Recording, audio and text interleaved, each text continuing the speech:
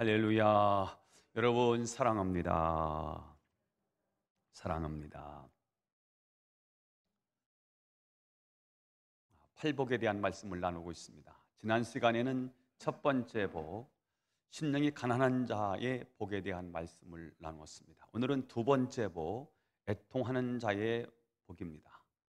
4절 말씀을 읽겠습니다. 시작.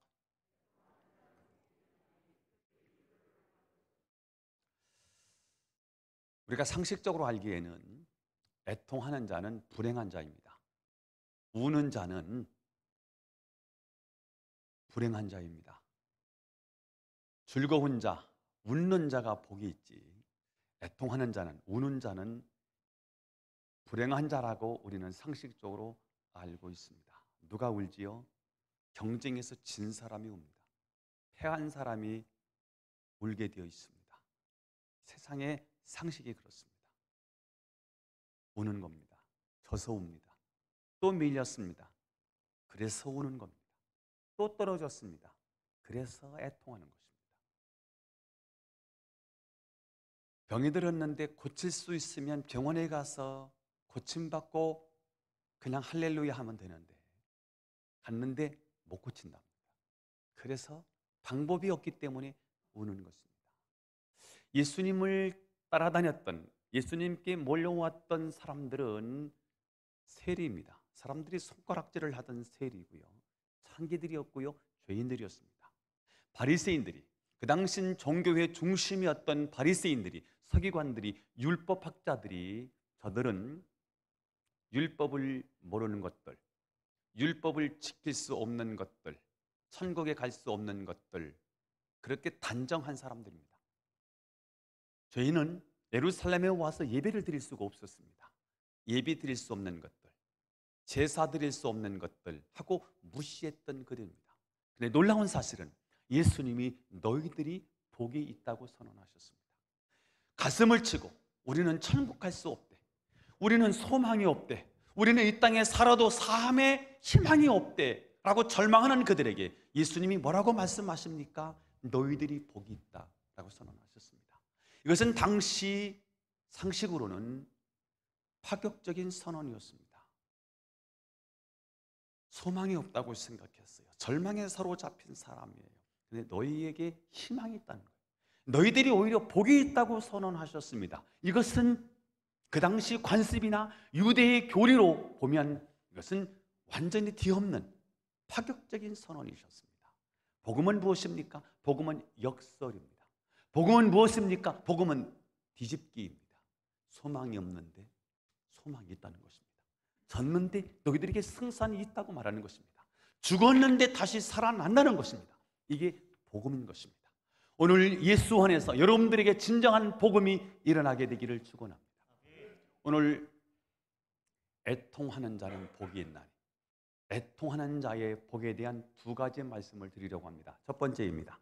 애통하는 사람이 왜 복이 있을까? 예수님은 왜 애통하는 사람이 복이 있다고 말씀하셨을까? 웃는 자가 복이 있다, 많이 가진 자가 복이 있다, 승리한 자가 복이 있다라고 말씀하지 아니하시고 애통하는 자가 복이 있다고 말씀하신 이유가 무엇일까? 애통은 하나님께 나가는 통로이기 때문입니다. 애통은 뭐라고요? 하나님께 나가는 뭐다? 통로입니다. 애통은 하나님이 오시는 통로이기도 합니다. 졌는데, 떨어졌는데, 나는 패배했는데, 죽고 싶은데, 이게 무슨 복이란 말입니까? 그런데 예수님께서는 그 애통이 복이라고 말씀하셨습니다. 왜 그럴까요? 눈물의 골짜기를 지나가는 과정이 우리에게는 은혜고 우리에게는 복이 된다는 사실입니다. 우리는 눈물을 흘리면서 하나님을 찾게 되고요, 눈물을 흘리면서 천국을 소망하게 되고, 눈물을 흘리면서 주님께로 나아가게 됩니다. 그러면서 동시에 나는 이 땅에서는 더 이상 소망이 없음을 깨닫게 되는 것, 애통입니다. 그래서 하나님을 바라보게 되는 것입니다. 나는 여기까지고, 나는 여기까지가 한계이고, 나는 더 이상 할 수 없다고 선언할 때, 그때 하나님의 손길이 움직이기 시작합니다. 우리가 할 수 있을 때, 우리가 능력이 있어서 하나님의 필요 없을 때, 그래서 하나님을 찾지 않을 때 하나님은 우리에게 오시지 않아요. 내가 할 수 없었어, 내가 고통이었어, 주님의 도움이 아니면, 주님이 내 삶에 개입해 주지 않으면 나는 한 발자국도 움직일 수 없다는 이 절망 앞에 우리는 눈물을 흘립니다. 애통합니다.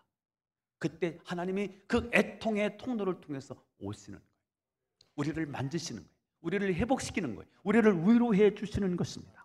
한 성경학자는 이 팔복은 천국에 이르는 8개의 사다리다라고 말을 했습니다. 자, 그런데 이 사다리는 결코 한 단계를 밟고 올라가야지 결코 2단계, 3단계를 뛰어넘을 수 없다고 했습니다. 즉 애통은 심령이 가난한 것을 전제합니다.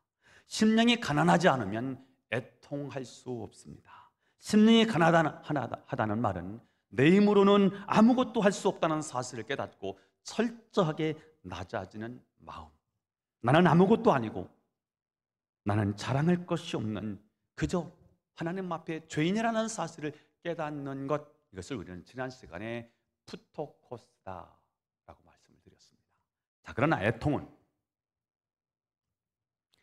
내가 아무것도 아니고 죄인임을 아는 것으로 그치지 아니하고 그것을 슬퍼하고 아파하는 마음이 애통입니다.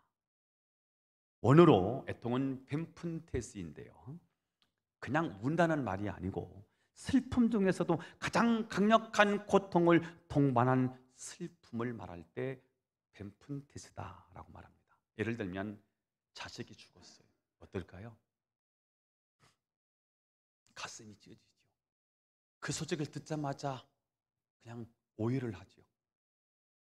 그냥 그 사실 자체로 견딜 수가 없는 고통 속에 눈물을 흘리죠. 에레미야는 이런 상태를 창자가 끊어지는 아픔이다라고 표현을 했습니다. 야곱은 자기 아들 요셉이 짐승에게 찢겨 죽었다는 소식을 듣고 애통합니다. 이때 쓴 단어가 펜푼텐스라는 단어를 사용했습니다. 가장 큰 통증을 동반한 슬픔을 말할 때 벤푼테스라는 헬라어를 사용했습니다. 자, 그런데 예수님은 왜 이 벤푼테스가 복이라고 말씀하셨을까? 가슴이 찢어지는 아픔, 그것을 왜 복이라고 선언하셨을까? 우리는 애통하면서 하나님께로 나오기 때문에 그렇습니다. 애통은 무엇입니까? 하나님께로 나아가는 통로입니다. 애통은 무엇입니까? 하나님께서 우리에게로 오시는 파이프인 것입니다. 그래서 애통하는 자는 복이 있다는 거예요. 우리는 하나님 앞에 나와서 울다가 눈물이 내 아픔을 씻어주고요, 그래서 아픔을 치료하는 경험을 하게 되고요, 더 놀라운 사실은 우리가 하나님 앞에서 아파서 눈물 흘리면서 하나님 어려워요, 아파요, 견딜 수가 없어요 라고 하나님 앞에 나와서 울다가 나도 모르게 내가 하나님을 닮아요, 예수님을 닮는 영성이 임하게 돼요. 주님을 닮아요. 이것을 뭐라고 말하느냐면 경건이라고 말해요. 편할 때, 건강할 때, 여유로울 때는 하나님을 찾을 수가 없었어요. 세상 살기가 정말 바빴어요. 그런데 정말 내 인생이 코너로 몰리고 막다른 골목에서 내가 할 수 있는 것 아무것이 없는데 그냥 아픈 거예요. 통증이 오는 거예요. 견딜 수가 없어요.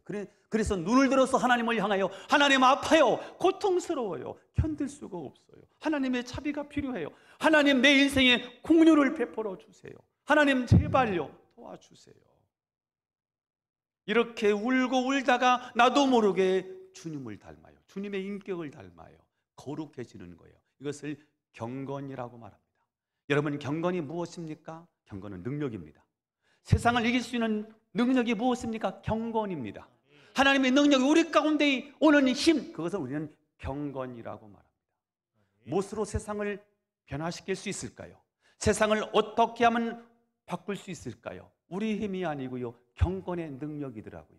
경건의 능력이 무엇입니까? 울다가 하나님을 닮아가는 삶, 하나님의 닮아가는 인격, 이것을 저는 경건이라고 말하고 싶습니다. 자, 그런데 예수님은 이미 이런 삶을 사셨어요. 이 세상에 계실 때 심한 통곡, 눈물을 흘리셨어요. 주님이 이미 애통하는 자의 삶의 모델이셨어요. 히브리서 5장 7절을 읽어보겠습니다. 시작. 그는 육체에 계실 때에 자기를 죽음에서 능히 구원하실 이에게 심한 통곡과 눈물로 간구와 소원을 흘렸고 그의 경건하심으로 말미암아 들으심을 얻었느니라. 예수님은 육체에 계실 때에 심한 통곡과 눈물로 간구와 소원을 올렸어요. 하나님을 모르는 사람 때문에 예수님은 큰 고통을 당하셨어요. 그리고 당신이 사랑하는 백성들이 핍박을 받고 고난을 당하는 그 모습을 보시고 심한 통곡과 눈물로 간구와 소원을 하나님께 올렸어요. 이 삶을 성경은 뭐라고 말한다고요? 경건이라고 말한다고요. 뭐라고 말한다고요? 경건이라고 말한다고요. 하나님께서 그 경건하심을 들으시고 응답해 주셨습니다. 다시 말하면 예수님이 심한 통곡과 눈물로 간구와 소원을 올렸는데 그것이 경건으로 말미암아 하나님의 보좌에 상달되어서 응답되었다는 것입니다. 8절을 보겠습니다. 시작. 그가 아들이면서도 받으신 고난으로 순종함을 배워서. 아들이신데 고난을 받으실 이유가 없어요. 근데 그분이 고난을 받으셨어요. 그분은 심한 통곡과 눈물로 순종을 배웠대요. 그러실 이유가 없어요. 하나님이세요. 그런데 예수님은 철저하게 하나님 앞에 아들의 자격으로, 아들의 모습으로 철저하게 순종하세요. 가장 어려운 게 뭘까요? 하나님이 사람의 몸을 입는 게 정말 어려웠을 거예요. 조물주가 피조물이 되는 것은 정말 어려울 거예요. 네가 구더기가 되면 구더기 다 구원받는다? 안 하지요. 지렁이를 위해서, 지렁이가 구원받기 위해서는 네가 지렁이가 되어야 된다 해요, 안 해요? 안 하지요. 일종의 인류를 구원하는 방법은 하나님이야 되잖아요. 근데 하나님만이 인간을 구원하실 수 있어요. 하나님이 오셔야 돼요. 근데 하나님은 어떻게 오셔야 됩니까? 우리를 구원하기 위해서는 철저하게 사람으로 오셔야 되는 거예요. 하나님인데 정말 어려운데 순종하신 거예요. 인간의 죄를 다 짊어지고 골고다에 올라가는 일, 이거 거부하실 수 있었어요. 순종하셨어요. 그게 하나님의 뜻이기 때문에.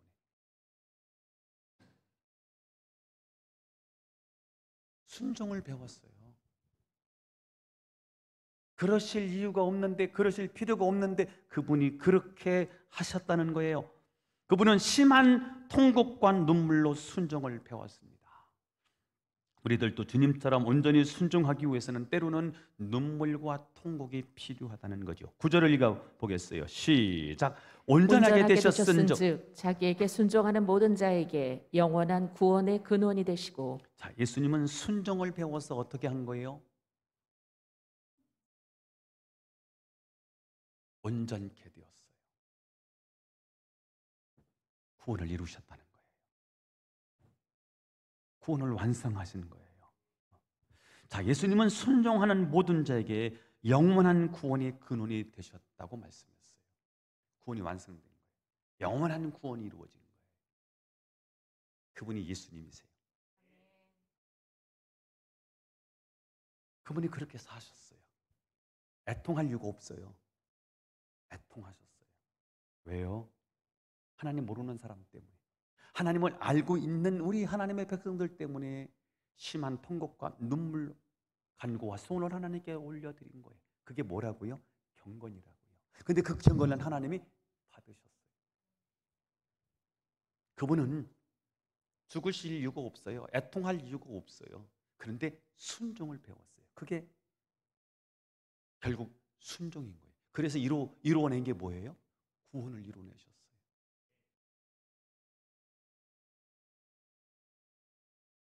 완벽한 구원인 거예요. 영원한 구원인 거예요. 그 구원의 근원이 되셨어요.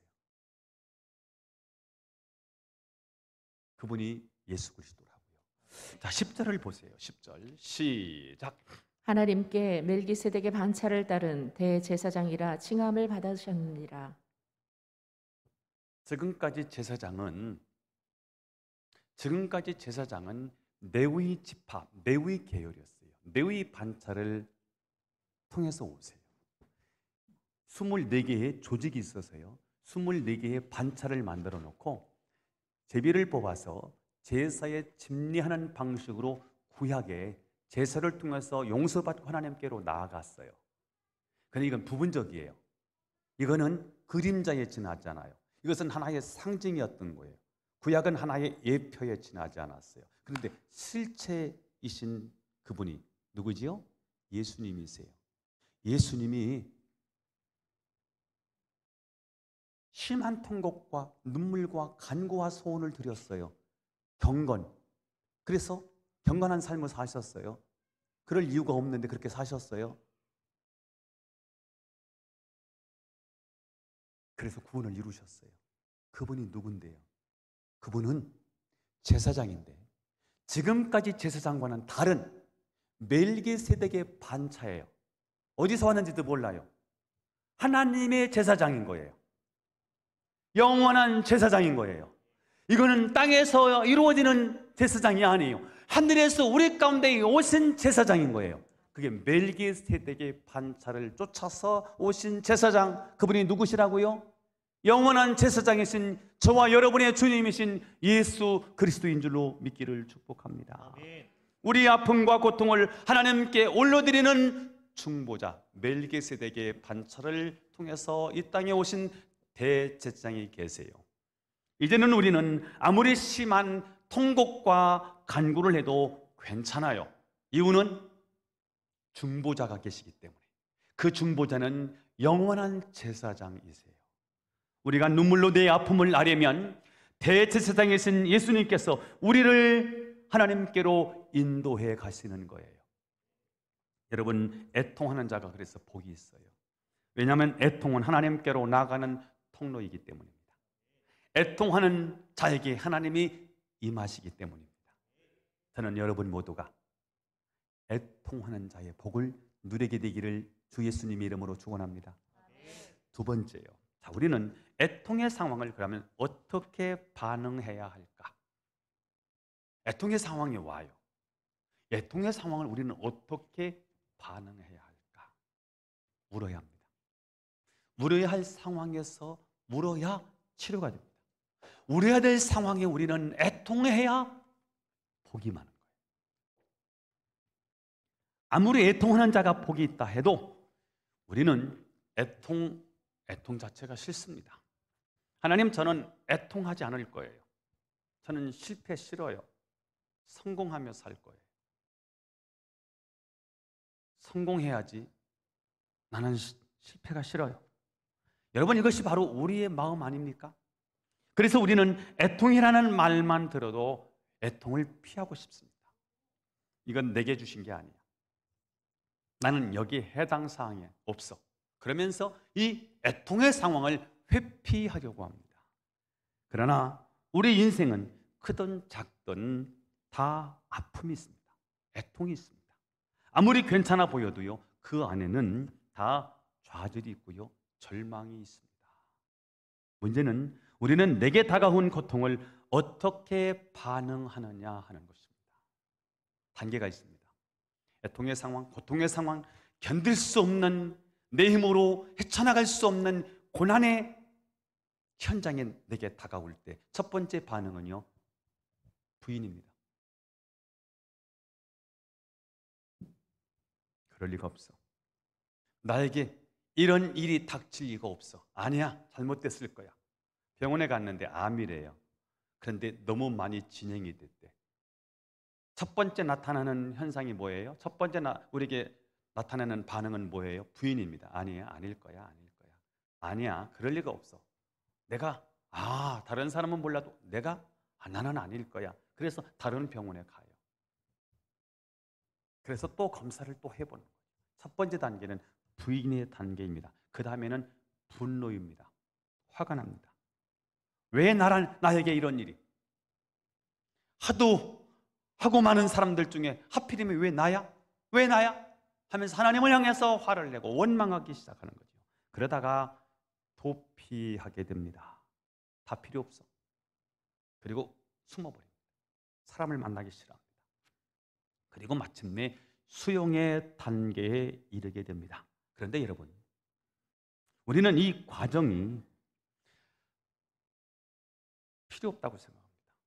그냥 믿음 있는 사람은 그냥 수용해야 된다고 생각합니다.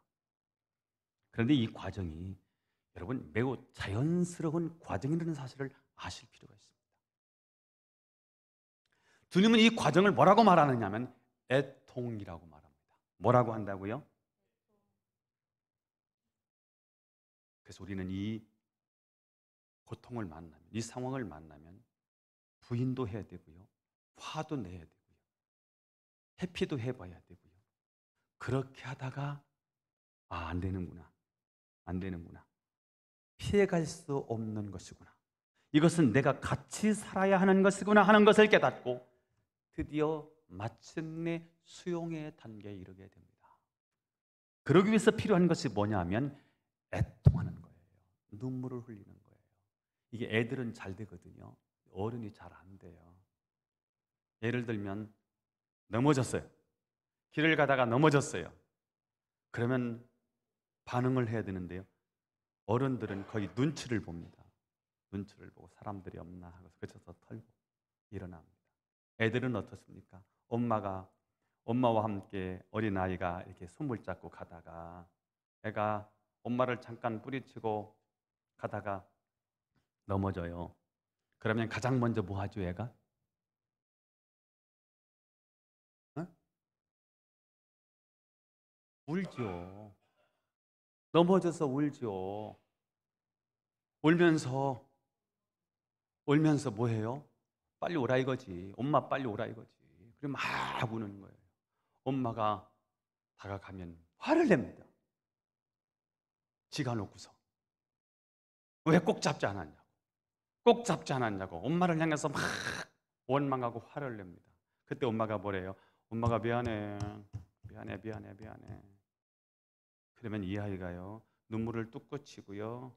그리고 언제 그랬냐는 듯이 또 밖에 나가서 우는 거예요.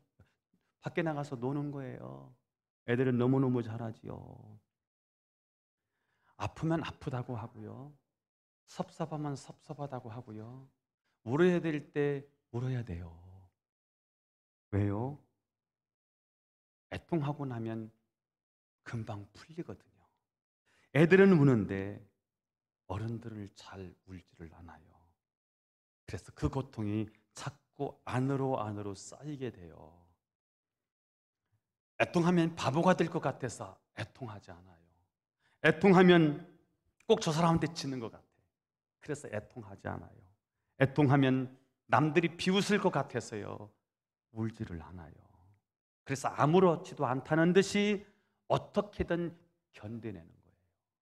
그런데 견디는 그 순간에 우리 마음속에는 깊은 상처가 생긴다는 거죠. 겉의 상처는 아무것도 아니고요. 상처가 우리 마음 깊이 박히지요. 이것을 사람들은 트라우마예요. 트라우마가 문제가 뭐예요? 삶이 어렵다는 거예요. 트라우마 때문에. 나만 힘든 게 아니고 다른 사람도 힘들게 한다는 거예요. 그때 눈물로 씻어냈으면 될 것을 그때 눈물을 흘리고 애통하면 하나님께 나갔으면 될 일을요. 아직도 그게 쌓이고 나니까 트라우마로 남아. 그래서 무슨 문제가 있으면 그 트라우마에 사로잡혀서요. 아무것도 못해. 나는 원래 그런 놈이야. 그랬어. 여러분 누가 옆에서 막 울면 다가가서 사람들이 어떻게 해요? 에이 집사님 그런 걸 가지고 그래. 이 믿음이 있는 사람이 울긴 왜 울어? 울지 마. 집사님, 똑해. 이렇게 한 사람이 있다면 회개하십시오. 여러분, 그 사람은 충분히 울어야 돼요. 울 공간이 필요하다고요. 울 수도 있더라고요. 그런 거 있지. 울고 싶은데 뺨 한 대 때린다고요. 울고 싶은 사람이 울려줄 필요가 있어요. 울어야 돼요. 그냥 담아두면 안 되는 거더라고. 왜냐하면 우리가 굉장히 심리적인 존재들이거든요. 그러다 보니까 이 마음치가 굉장히 중요하더라고요. 옛날에는 잘 몰랐어. 그런데 이 마음이 이렇게 중요하구나. 여러분, 그 얘기 들어봤어요? 교회 안 나왔대. 왜 안 나왔는데 물었더니 기분 나빠서 안 나왔대. 여러분, 기분 나빠서 지옥 가는 거 아세요? 공감하시나요? 아니, 교회를 왜 안 다니냐니까. 그 인간이 싫어서 교회를 안 다닌대. 여러분, 우리의 감정이 그런 거예요. 이 감정이 좋으면 교회를 나오는데, 감정이 나빠서, 감정이 망가져서 교회 안 다닌대. 기분 나빠서 지옥 가는 거예요. 그래서 이 마음이요, 이거 굉장히 중요한 거예요. 우리 영은요, 마음을 통하지 않고 영으로 못 가. 반드시 마음을 통과해야 영으로 가요. 그래서 영성 터치는 반드시 심령 터치를 해야 돼요. 여러분, 일찍 나와서 찬양하잖아요. 박수 치면서도 부르고 손을 들면서 찬양을 부르잖아요. 왜요? 마음이 열려야 돼요. 마음이 열려야 영이신 하나님 우리에게 오고요. 마음이 열려야 우리 안에 있는 영이 하나님을 향해서 화답할 수 있어요. 마음이 굉장히 중요해요. 이걸 처리해 줘야 되거든요. 그래서 우는 거 굉장히 중요한 거예요. 문제는 뭐냐면 울고 싶은데 울 장소가 없어. 또 울려고 갔는데 눈물이 안 나와. 마음은 울고 있는데 눈물샘이 메말랐어요. 이거 터쳐드려야 되거든요. 제가 한번 여러분들한테 말씀드린 적이 있었는데 제주도에 36세 가서 37의 성전 건축을 하게 됐어요. 그러는 가운데 36가지 아이스크림, 베스킨 라빈스인가? 거기 간 거예요. 노만 칼라를 입고. 근데 전화를 막 하고 있는 거예요. 사장님이, 여자 사장님인데 용서 못해요. 전화로 막 나 죽이고 싶어요. 헤어지고 싶어요. 그만두고 싶어요. 막 전화를 하고 있는 거예요. 제가요 거기다 대고 뭐라고 했냐면 용서는 아무나 하는 게 아니에요. 한 대 줘 박아요. 이렇게 얘기를 한 거예요. 아이스크림 가게에 가서 한 대 줘 박아요. 어떻게 용서합니까? 한 대 줘 박아야지. 그러니까 이분이 전화를 끊고 얘기 좀 하죠. 그래서 제가 그분 사무실에 가서 그분 얘기를 다 들어드린 거예요. 울며 불며 의지해서 이분이 자기 있는 얘기를 속 시원하게 다 하는 거예요. 남편하고 못 살고 시댁하고 얽히고 설켰는데 이게 막 시동생이 어쩌고 저쩌고 굉장히 얽혔는데 이걸 풀 수가 없어서 너무 고통스러워서 이혼을 생각하고 지금 상담 치료를 받고 있었던 거예요. 정신과 의사하고 통화를 하고 있는 중에 제가 거기에 개입을 한 거예요. 그러더니 이분이 이런 말씀을 하시는 거예요. 목사님, 사실은 제가 어제 울려고 한라산에 갔어요. 울려고요. 근데 눈물이 안 나와서 허탕치고 왔습니다. 너무 괴로운데. 여러분, 이게요, 마음이 그러면 굉장히 싸납습니다. 마음이 메마르면요, 이 싸나운 기운이 막, 그래서 제가 그러죠. 그 고양이 하나씩 키운다고요. 이 속에 고양이 하나 있어서요, 굉장히 싸납습니다. 그분이 제 앞에서요 계속 울고요, 시원하다는 거예요. 아마 2시간 정도는 있었을 거예요. 제가 시원하다는 거예요. 그리고 그 당시 저희 교회가 건축을 하고 있었는데 이분이요 300만 원 헌금했다고요. 교회도 안 다니면서. 울어야 되는데요, 눈물이 안 나는 것도요, 이거 정말 고통스러운 일인데요. 여러분, 울고 싶을 때 있지요. 우셔야 됩니다. 울 장소를 찾으세요. 제가 신학대학으로 부름을 받을 때 제가 너무 억울한 일이 있은 거예요. 억울한 일이 생긴 거예요. 어떤 아저씨가 저를 나무라는데 나는 잘못이 하나도 없는데 내가 지금 억울하게 당한 거예요. 괴로워요. 울고 싶어요. 20살인데 그냥 어디 아무 데나 가서 울 수 있나요? 그래서 교회를 간 거예요. 마룻바닥이었어요. 거기서 하나님 앞에 억울하다고 울기 시작한 거예요. 하나님 억울해요. 억울해요. 그래서 하나님 앞에 우는데 너무 억울해서 우는데 하나님 눈물을 터뜨려 주셨는데 옛날에 부흥 강사님들이 눈물을 한 사발을 쏟았다는데 제가 진짜 한 사발을 쏟은 거예요. 그러다가 주님의 마음을 제가 읽었어요. 주님이 제 마음에 이런 감동을 주셨어요. 너 나를 위해서 일하겠니? 신학대학에 가서 목사가 되겠니? 저는 홍광표야 너 신학을 가라 이런 음성이 들리는 줄 알았어요. 그래서 누가 신학을 가라고 하면 하나님의 음성을 듣지 못해서 신학을 갈 수 없다고 말했어요. 그런데 그날 하나님이 저에게 찾아오시는 건 제 마음에 감동을 주셨어요. 홍광표야 너 나를 위해서 일할 수 있니? 신학대학에 가서 목사가 될 수 있겠니? 라는 감동으로 저한테요. 그날 제가 하나님 앞에 결단한 거예요. 하나님, 제가 주님을 위해서 일하겠습니다. 제가 신학대학을 가고요. 목사가 되겠습니다. 그때부터 저는, 그게 9월 달인데요. 그때부터 저는 누가 물으면 저는 신학대학에 갈 것입니다. 그리고 저는 이미 합격을 해놓고 공부하고 있습니다. 라고 대답을 했어요. 확신이 찼기 때문에. 여러분, 울다가 억울해서 울었는데, 분해서 울었는데요. 그게 소명으로, 하나님의 부르심으로 바뀌어지는 응답도 와요. 그래서 운다는 거는요, 진짜 귀한 것이고요. 눈물이 필요할 때요, 눈물을 흘리는 것, 이것도 저는 축복이라고 봐요. 할렐루야. 자, 우리는 신앙생활을 하면서 오해하는 부분이 있습니다. 예수를 잘 믿으면 울 일이 없다? 미신입니다. 울 일이 더 많습니다. 예수를 믿으면 울 일이 없을 거야. 울 일이 많아요. 그런데 울음의 차이가 있어요. 울음이 울음으로 끝나면, 애통이 애통으로 끝나면 얼마나 억울하겠습니까? 그런데 여러분, 교회에서의 애통은요, 예수님 안에서의 애통은 의미가 있어요. 거기에는 반드시 하나님의 뜻과 하나님의 메시지가 담겨 있어요. 애통 속에. 성경을 한번 찾아볼 거예요. 시편 84편입니다. 4절 시작. 주의 집에 사는 자들은 복이 있나니 그들이 항상 주를 찬송하리이다. 하나님의 집에 사는 자는 복이 있지요. 예수 안에 있는 자는 복이 있고요. 항상 주를 찬송하니 얼마나 좋습니까? 5절 읽어요. 시작. 주께 힘을 얻고 그 마음에 시온의 대로가 있는 자는 복이 있나이다. 예수 안에 있으면 주께 힘을 얻지요. 그 마음에 시온의 대로가 펼쳐져요. 얼마나 좋습니까? 예수 안에 복이 있어요. 맞아요.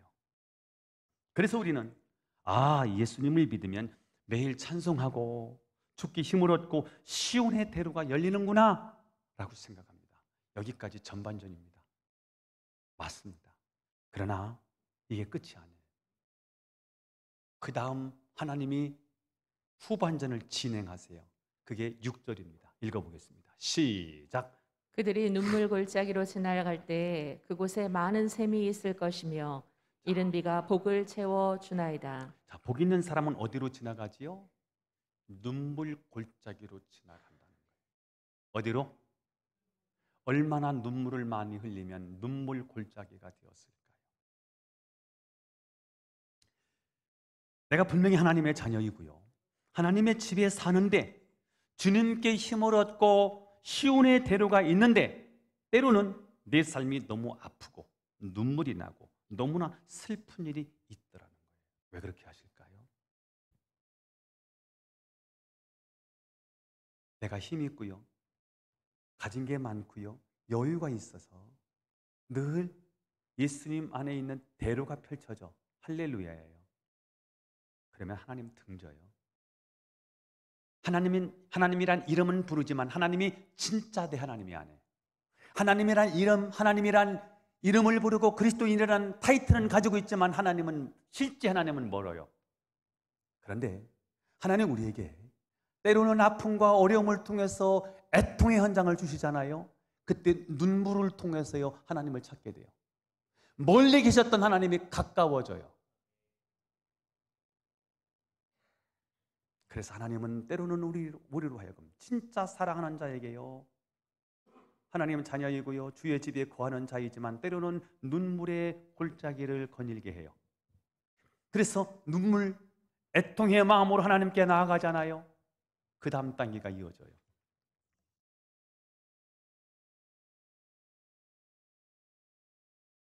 그곳에 많은 샘이 있을 것이며 그랬지요.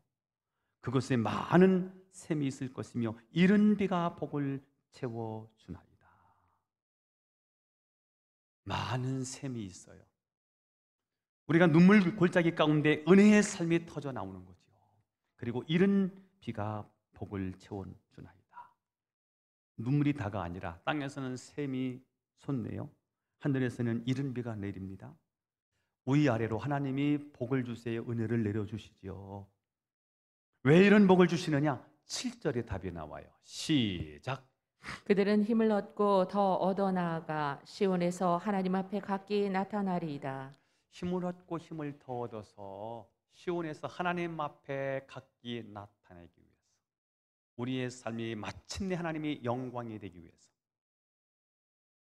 눈물로 애통으로 하나님 앞에 나아가서 드디어 힘을 얻고 더 얻어서 하나님 앞에 하나님의 영광을 드러내도록 하기 위해서, 그러기 위해서 하나님은 우리에게 기도의 채널을 주시네요. 그러기 위해서 우리는 하나님의 도움이 필요하네요. 8절을 읽겠습니다. 시작. 만군의 하나님 여호와여 내 기도를 들으소서. 야곱의 하나님이여 귀를 기울이소서. 기도하는 거예요. 애통한다는 말은 곧 기도한다는 말이겠지요. 눈물로 기도하는 거죠. 하나님, 저는 힘이 없어요. 아파요. 눈물이 나요. 고통스러워요. 방법이 없어요. 하나님, 제발 저를 도와주세요. 힘을 주시고 더 주셔서 고난과 역경을 이길 수 있도록 하나님 나에게 담대함을 주세요. 내 인생에 주님이 개입해 주십시오. 눈물로 내 사정을 하나님께 이렇게 아뢰면서 기도하는 자는 뭐하다? 복된 자라는 거예요. 복인이라는 거예요. 아바 아버지, 아바 아버지, 나를 안으시고 바라보시는 아바 아버지, 아바 아버지, 아바 아버지, 나를 도우시고 힘주시는 아버지. 주는 내 마음을 고치시고 볼 수 없는 상처 만지시네. 나를 아시고 나를 이해하시네. 내 영혼 새롭게 세우시네. 내 마음을 고치시고 볼 수 없는 상처를 만지세요. 그분이 우리 하나님이세요. 그 아버지께 우리는 무엇을 위해서 구해야 할까? 두 가지를 한번 나눴으면 좋겠어요. 하나, 죄 때문에 우는 거죠. 옛날에는 몰랐어요. 예수를 믿으면 믿을수록 내 죄가 너무 잘 보입니다. 예수를 모를 때는 내가 괜찮은 사람이었어요. 남편에게 괜찮은 사람이고요, 아내에게 괜찮은 사람이었고요, 내 이웃에게 괜찮은 사람이었습니다. 그런데 예수를 알면 알수록 내가 너무 큰 죄인이라는 사실을 알게 되겠어요. 내가 너무 고집스럽구나, 교만하구나, 내가 자존심이 너무 세구나, 상대방을 보는데 내가 자꾸 미움의 감정이 생기는구나. 죄입니다. 그래서 예수를 믿으면 믿을수록 울 수밖에 없고 애통할 수밖에 없고요, 내가 내 자신을 보니까 견딜 수가 없어서 눈물이 나요. 성경에 자신의 죄 때문에 가장 많이 운 사람은 놀랍게도 다윗이었습니다.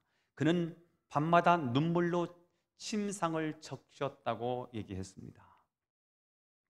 그런 다윗을 하나님은 내 마음에 합한 사람이다 라고 칭찬해 주셨습니다.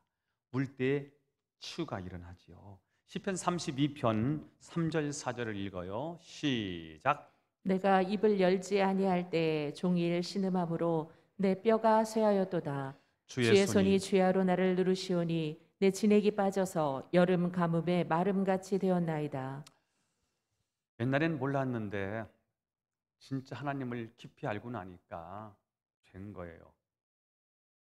내가 어쩔 수 없는 죄를 내가 감당할 수 없는 죄가 막 밀려와요. 그래서 애통하는 거예요. 사도 바울의 애통을 볼까요? 로마서 7장입니다. 19절 시작. 내가 원하는 바 선은 행하지 아니하고 도리어 원하지 아니하는 바 악을 행하는도다. 만일 내가 원하지 아니하는 그것을 하면 이를 행하는 자는 내가 아니요 내 속에 거하는 죄니라. 예수님을 몰랐을 때는 당당함이 있었거든요. 내 의로 다른 사람들을 정죄할 수 있었어요. 그런데 예수님을 만나고 나니까 다 죄인 거예요.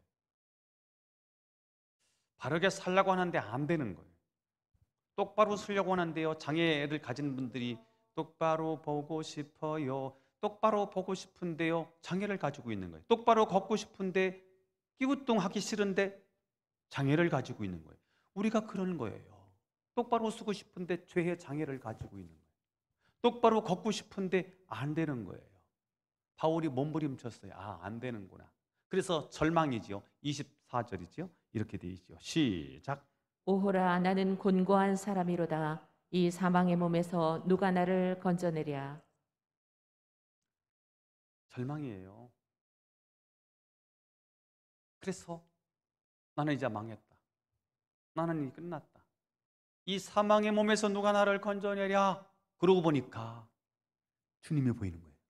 그리스도로 말미암아 이김을 주시는 하나님을 찬송하리로다. 주님이 계시구나. 그래서 주님 앞에 나가는 거예요. 눈물로 통곡하면서 나갔더니 하나님이 회복을 주세요. 치유를 주세요. 죄책감에 사로잡혔는데 죄의 허물을 벗게 만드시고요. 당당하게 하나님의 자녀로서 일하도록 만들어 주시는 거예요. 울어야 되는데 뭐 때문에 웁니까? 내 죄 때문에. 내 힘으로 어찌할 수 없는 죄를 하나님 앞에 나가서 잘못했어요. 안 돼요. 하나님의 긍휼을 베풀어 주십시오라고 간구할 때 하나님의 은혜가 있어요. 회복이 있어요. 부흥이 임하게 되는 것입니다. 한 가지 더. 무엇 때문에 우리는 울어야 할까? 우리의 미래와 다음 세대를 위해서 울어야 한다는 거예요. 십자가를 앞둔 예수님이 예루살렘을 향해서 눈물을 흘리시네요. 41절 누가복음 19장 41절 시작. 가까이 오사 성을 보시고 우시며 우십니다. 42절 시작. 이르시되 너도 오늘 평화에 관한 일을 알았더라면 좋을 뻔하였거니와 지금 내 눈에 숨겨졌도다. 너도 오늘 평화에 관한 일을 알았더라면. 평화에 관한 일. 평화가 샬렘이에요. 샬렘. 예루살렘을 말하는 거예요. 예루살렘에 관한 일을 알았더라면 좋을 뻔하였거니와 지금 내 눈에 숨겨졌도다. 예수님은 이 예루살렘의 멸망을 보셨어요.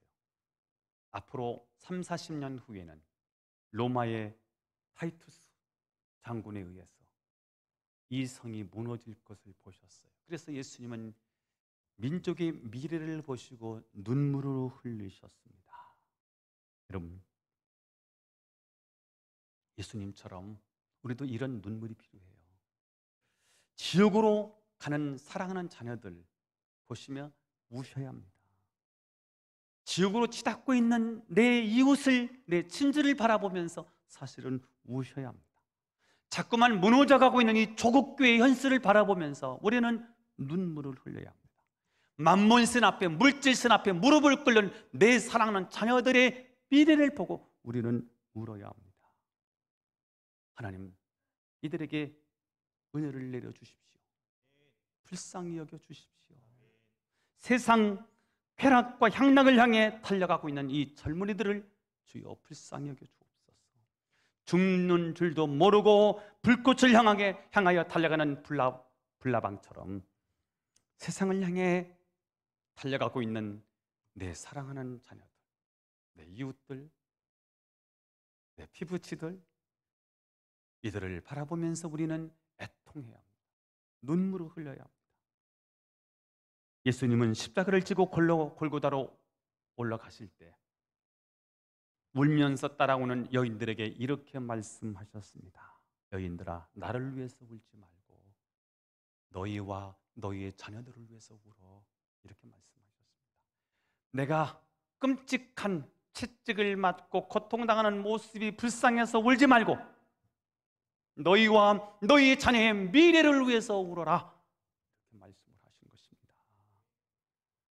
이 시대의 악함을 위해서, 이 세상의 사악함을 위해서 눈물을 흘려야 된다는 거예요. 왜요? 울어야 사니까. 울어야 사니까. 울고 간구하는 자들이 있어야 이 패악한 시대가, 이 패악한 세대가 심판의 자리에 서지 않기 때문인 거예요. 여러분, 예루살렘의 앞날을 보시면서 흘리셨던 예수님의 눈물, 그리고 너희와 너희 자녀를 위해서 울라고 말씀하셨던 이 세대를 아파하시는 예수님의 눈물, 그 눈물이 우리에게 필요합니다. 하나님, 지금까지는 이루어질 수 없어서 울었고요, 지금까지는 억울하고 분해서 울었지만 이제는 내가 하나님 앞에서의 저의 연약함 때문에, 저의 죄 때문에 울겠습니다. 그리고 이제는 내가 이 시대의 아픔을 위해서 울고 우리의 공동체의 부흥을 위해서 울고 상처받은 사람들을 위해서 울고 진정으로 이 땅에 위로가 필요한 사람들을 위해서 울겠습니다. 이렇게 하나님 앞에 나와 울며 불며 애통할 때 우리 하나님은 우리에게 찾아오셔서 우리를 안아주시고 우리를 복된 사람이다 라고 인정해 주실 것이고요, 그때 진정한 위로, 진정한 회복, 진정한 부흥이 임하게 될 것입니다. 애통하는 자는 복이 있나니 그들이 위로를 받을 것이며. 기도하겠습니다. 하나님 아버지, 감사합니다. 말씀을 주셔서 감사하고 이 말씀 붙잡고 애통하게 하시고 복된 자가 되게 하시고 진정한 하늘의 위로를 받는 자들이 되게 하옵소서. 예수님의 이름으로 기도하옵나이다. 아멘.